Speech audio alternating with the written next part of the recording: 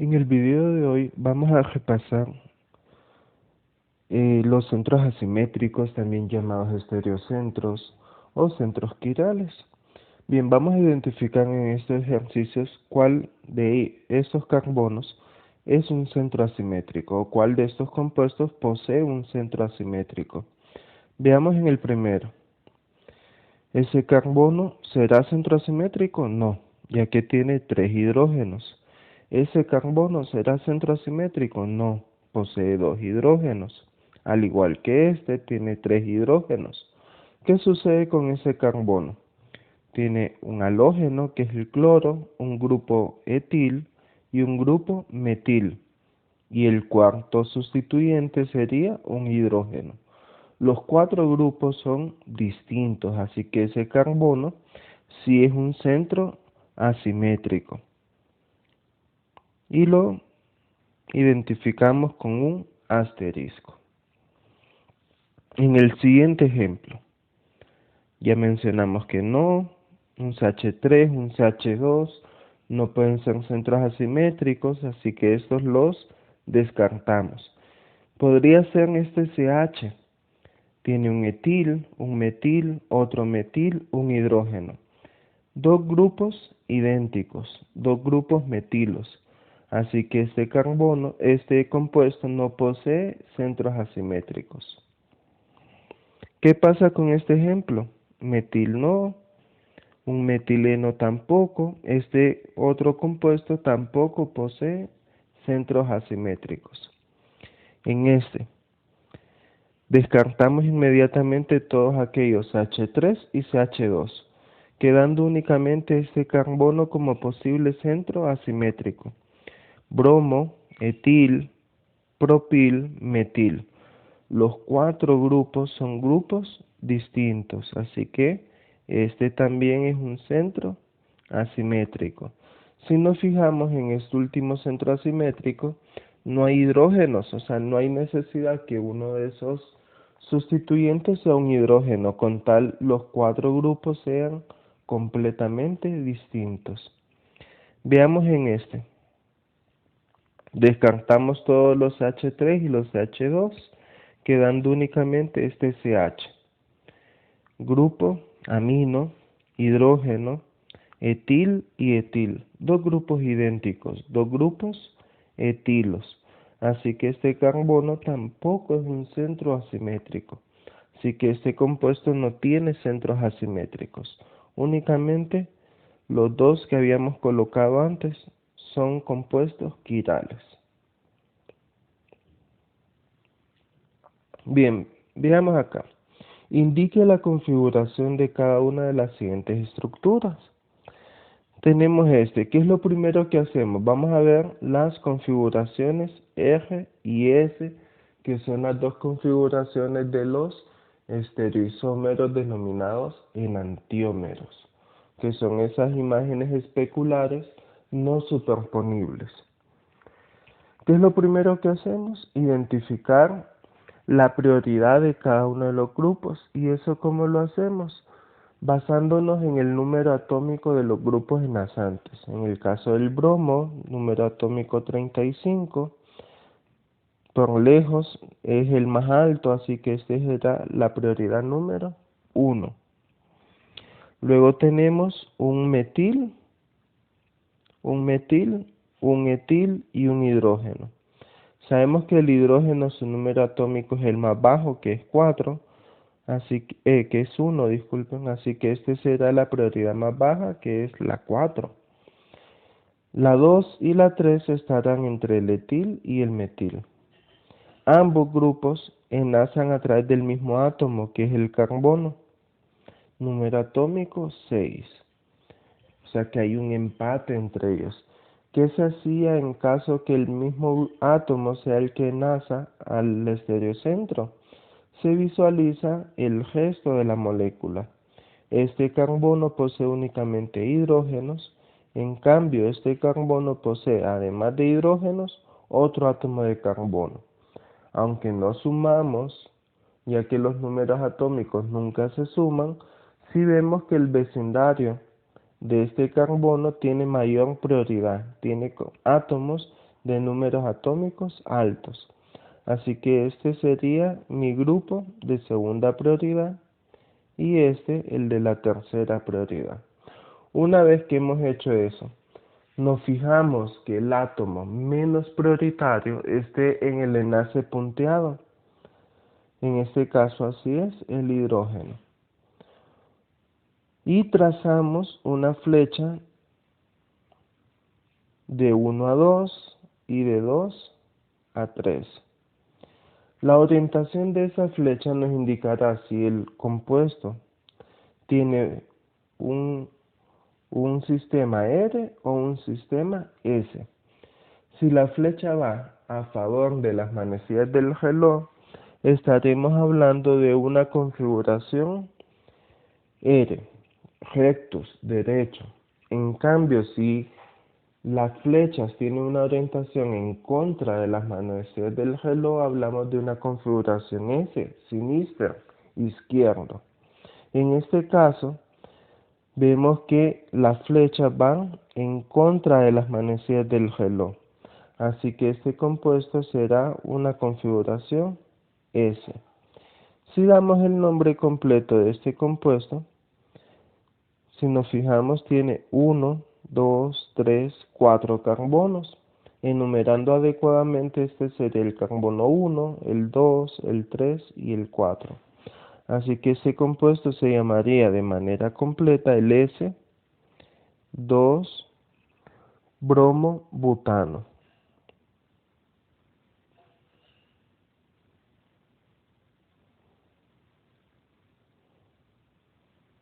Por lo general la configuración va entre paréntesis, S entre paréntesis.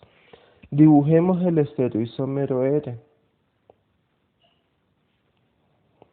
Para dibujar el otro estereoisómero es relativamente sencillo. Dibujamos como en el carbono central y este enlace no cambiará. Los demás enlaces cambian de posición. El enlace punteado que antes estaba a la derecha, ahora lo dibujaré a la izquierda.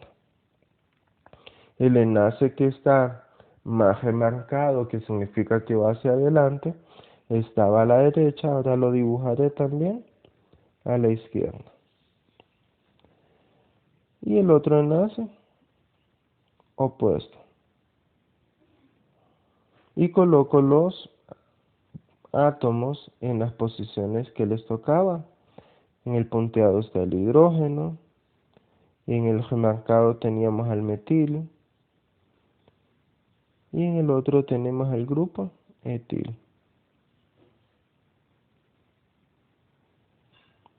Ya les hemos dado las posiciones, así que este es el 1, este es el 2, este es el 3 y el hidrógeno es el 4.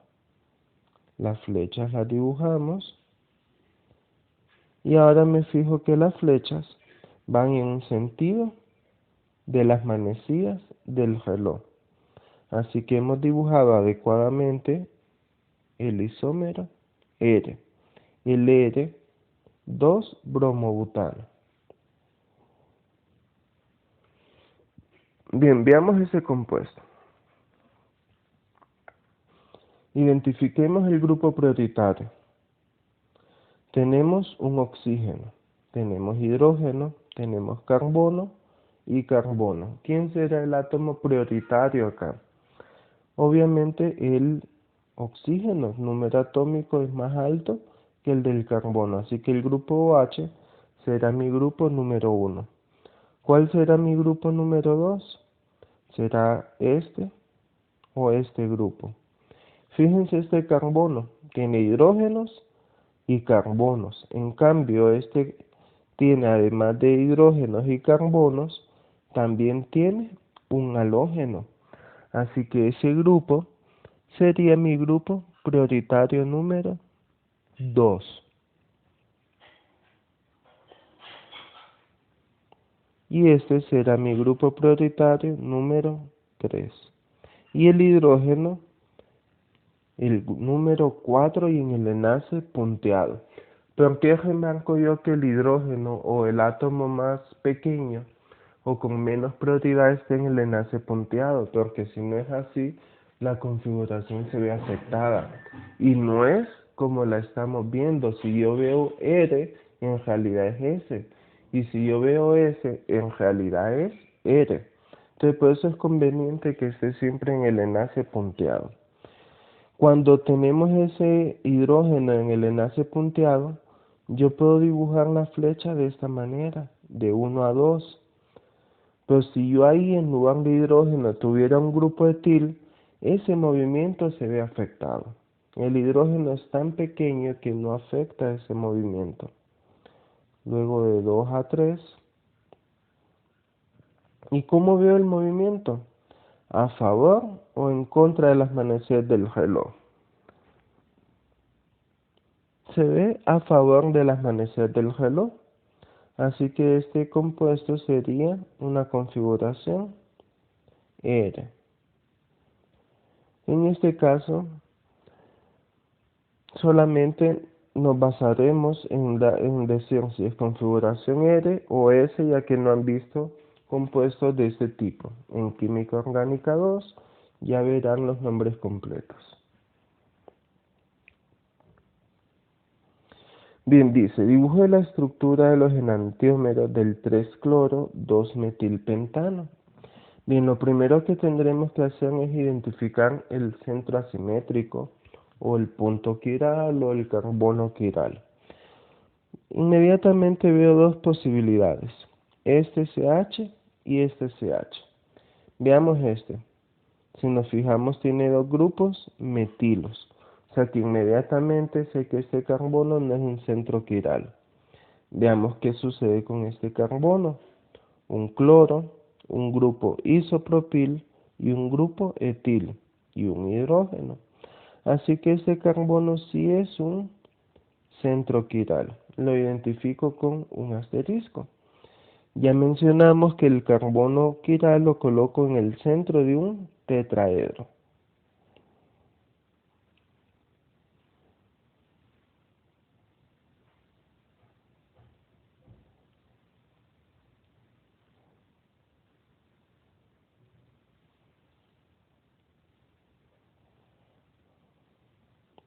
De esa manera.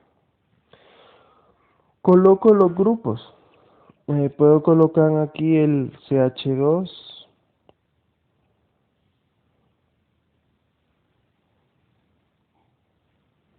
CH3. No hay ninguna regla que me diga dónde va a colocar esos grupos excepto al hidrógeno, que siempre tiene que ir en el enlace punteado. Y ahí los demás grupos los puedo colocar en cualquier enlace. Aquí puedo colocar al cloro y aquí puedo colocar el grupo isopropil,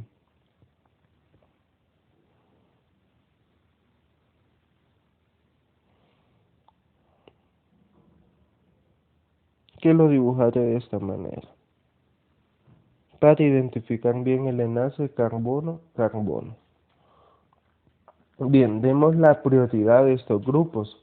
Acá fácilmente se observa que el cloro tiene la mayor prioridad y luego, bueno, el grupo isopropil tiene 3 carbonos, el etil 2, así que este sería la segunda prioridad, la tercera prioridad y el hidrógeno siempre la cuarta.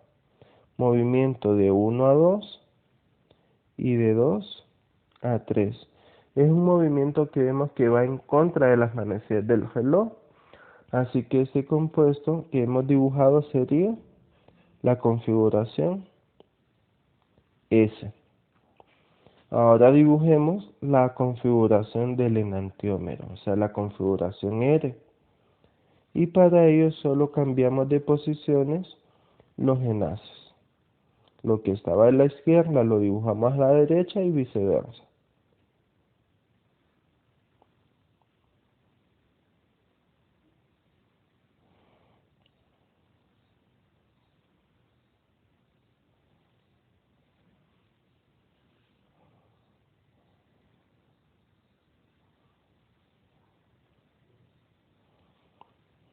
De esta manera. Este grupo es el único que no cambia.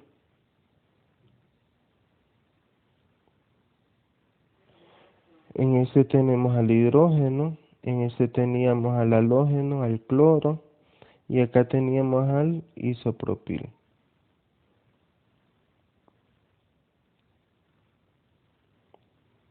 Como ya sabemos, este es el 1, este es el 2, este es el 3 y este es el 4. La flecha de 1 a 2 y de 2 a 3.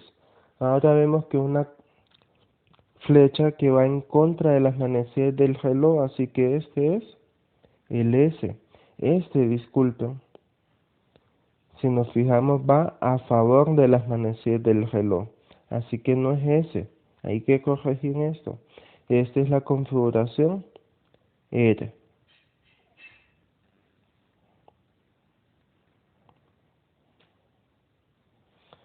Bien, veamos. Los compuestos también no solamente los podemos visualizar en perspectivas, como los ejemplos que habíamos visto antes, sino que también existen las proyecciones de Fischer. Esas proyecciones de Fischer son muy útiles, sobre todo en aquellos compuestos que poseen más de un centro quiral. Con ellos se van a familiarizar mucho en bioquímica cuando vean el capítulo de carbohidratos. Así que haremos una pequeña introducción a estas estructuras o proyecciones de Fischer. Veamos este compuesto. En este compuesto inicial vemos que este centro es nuestro centro quiral. Sus 4 grupos son grupos distintos, un grupo propil, un grupo etil, un hidrógeno y un cloro. O sea que en las proyecciones de Fischer, las intersecciones de estas líneas son los centros o son los carbonos, y en la mayoría de los casos cada una de ellas es un centro quiral, en la mayoría de los casos, no siempre. Entonces veamos este ejemplo. Vamos a identificar la prioridad de cada uno de los grupos. El cloro sería mi prioridad 1, el grupo propil sería mi prioridad 2, el etil mi prioridad 3 y el hidrógeno la prioridad 4. El movimiento va de 1 a 2. Ese movimiento, si nos fijamos, va en contra de las manecillas del reloj. Así que es un movimiento,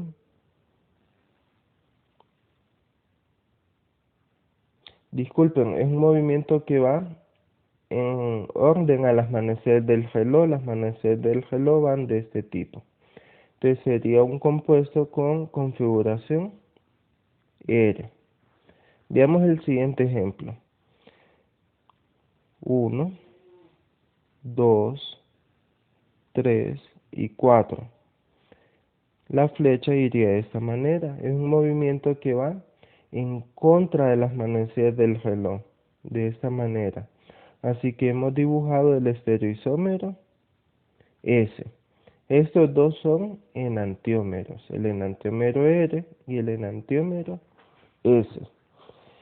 Pero ¿qué pasa? Fijémonos ahora que hay una pequeña diferencia. Este hidrógeno está ahora horizontal y no vertical como lo teníamos antes. Es más habitual en las estructuras de Fischer encontrar al hidrógeno en posición horizontal, pero cuando lo tenemos en posición horizontal hay que tener en cuenta algo. Cuando hacemos el movimiento de las flechas, si lo que nosotros observamos R en realidad es S, y si nosotros observamos S en realidad es R, únicamente cuando el hidrógeno está en posición horizontal. Bien, demos la prioridad de estos grupos. El OH sería el 1, el etil el 2, el metil el 3 y el hidrógeno el 4.